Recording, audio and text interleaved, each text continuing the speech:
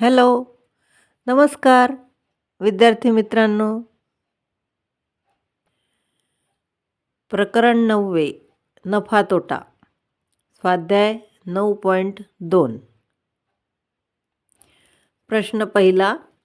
एका दुकानदाराने प्रत्येकी ₹700च्या दराने 50 खुर्च्या विकत घेतल्या.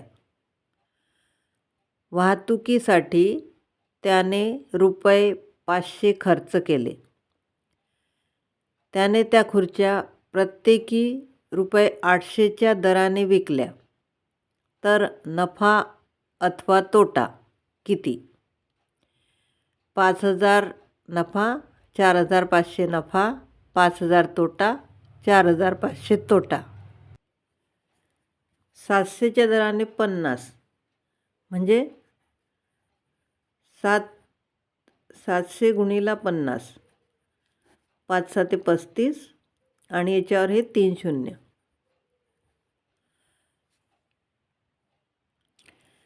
500 रुपये खर्च आला म्हणजे याच्यामध्ये 500 मिळवले.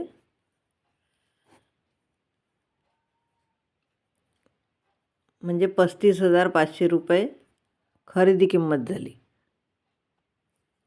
नंतर 800 गुणिले 50 विक्री किंमत, 8 पंचे 40 आणि त्याच्यावर हे 3 शून्य. आता याच्यातून हे वजा करू आपण.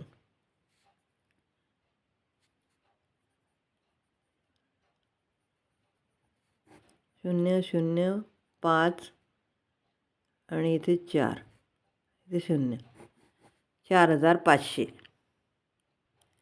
पर्याय क्रमांक बी. ₹4,500 नफा. प्रश्न दुसरा.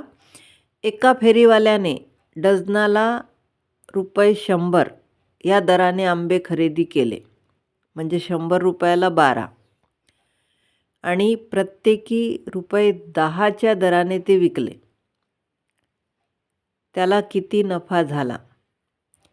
10 रुपयाचा एक म्हणजे 12 10 120 रुपयाला विकले. 100ला घेतले, 120ला विकले. म्हणजे 120मधून 100 गेले, 20 रुपये नफा. पर्याय क्रमांक बी. प्रश्न तिसरा. 10 मोबाईल 1,17,000 रुपयांना विकल्यामुळे 3 मोबाईलच्या खरेदी इतका नफा झाला. तर प्रत्येक मोबाईलची खरेदी किंमत किती?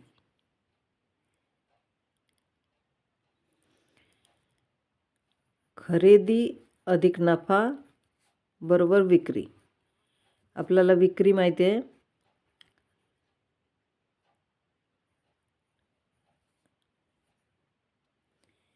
$1,17,000 ही झाली विक्री किंमत. तर खरेदी किंमत 10 मोबाईलची. खरेदी किंमत x मानली, 10 मोबाईलची म्हणजे त्याला 10ने गुणले आणि नफा 3 मोबाईल इतका झाला म्हणजे 3x. मग 10 आणि 3 13 झाले. आता या संख्येला 13ने भागले की खरेदी किंमत येईल. याला 13ने भागले तर 13 9 117 आणि हे 3 शून्य. म्हणजे x बरोबर 9,000 रुपये. पर्याय क्रमांक डी. ₹9,000 खरेदी किंमत आहे. प्रश्न चौथा. एक माणूस ₹240 डझनाने 4 डझन फुले खरेदी करतो आणि ती प्रत्येकी ₹25 याप्रमाणे विकतो. त्याचा नफा किती आहे?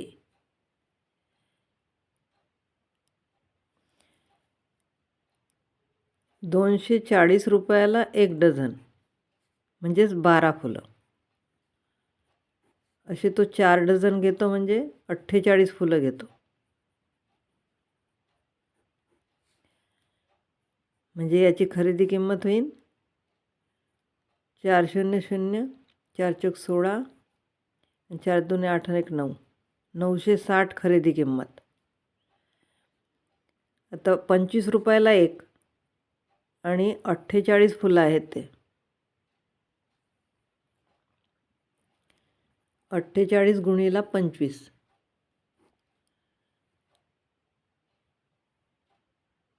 म्हणजे 1200 ही विक्री किंमत झाली. याच्यातून हे 960 वजा केले.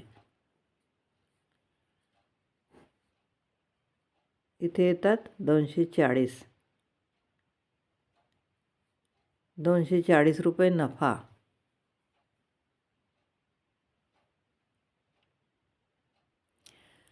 ₹240 नफा म्हणजे पर्याय क्रमांक सी. प्रश्न 5वा. एक वस्तू ₹200ला विकली तर तोटा झाला. जर ती वस्तू 300ला विकली असती तर या तोट्याच्या 4 पट नफा दुकानदाराला झाला असता तर त्या वस्तूची खरेदीची किंमत किती होती? म्हणजे 1 पट तोटा आणि 4 पट नफा म्हणजे 5 पट झाले. आणि 200 आणि 300 मधला फरक म्हणजे 100 रुपये. 100चे एकूण 5 पट केले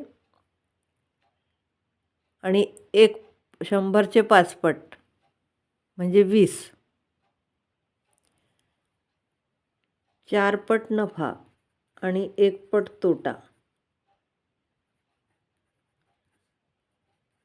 म्हणजे 5 पट आणि 300 वजा 200 बरोबर 100. याचे 5 पट म्हणजे 20 आणि 200ला विकला म्हणून 20 तोटा झाला म्हणजेच 220 रुपये खरेदी किंमत आहे. पर्याय क्रमांक ए ₹220 खरेदी किंमत. प्रश्न 6वा. एका माणसाने नगाला ₹8 या दराने 10 कीचेन खरेदी केल्या. त्याने त्यापैकी 2 कीचेन मित्रांना दिल्या. उरलेल्या कीचेन त्याने प्रत्येकी ₹10 या दराने विकल्या. त्याचा नफा किंवा तोटा किती? 8 या दराने 10 कीचेन घेतल्या म्हणजे 8×10 80 रुपयाला घेतल्या आणि 2 मित्रांना दिल्या म्हणजे त्याच्याजवळ 8च उरल्या आणि एक त्याने 10च्या भावाने विकली म्हणजे पुन्हा 10×8 80 म्हणजे 80 रुपयालाच घेतल्या, 2 काढून घेतल्या आणि पुन्हा 80 रुपयालाच विकल्या.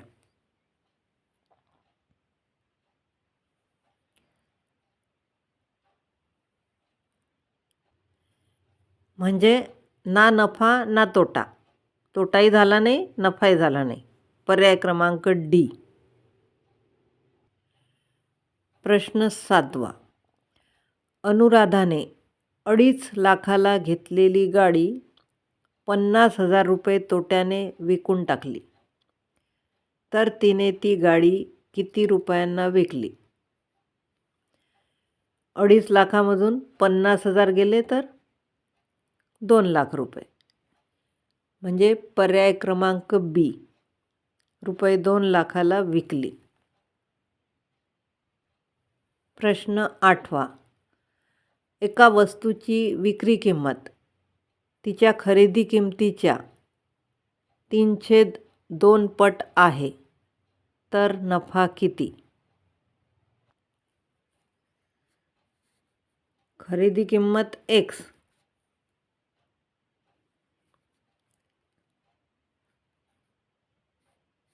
नफा बरोबर 3/2 पट विक्री किंमत. आता हा 2 काढून टाकण्यासाठी या दोन्हीला 2 गुणू. 2x अधिक 2 नफा बरोबर 3x हा 2x इकडे गेला तर इथे एकच x राहिला, म्हणजे 2 नफा. म्हणजेच नफा काढण्यासाठी हा 2 इकडे आणावा लागेल. म्हणजे नफा बरोबर खरेदीच्या अर्धा, निम्मा.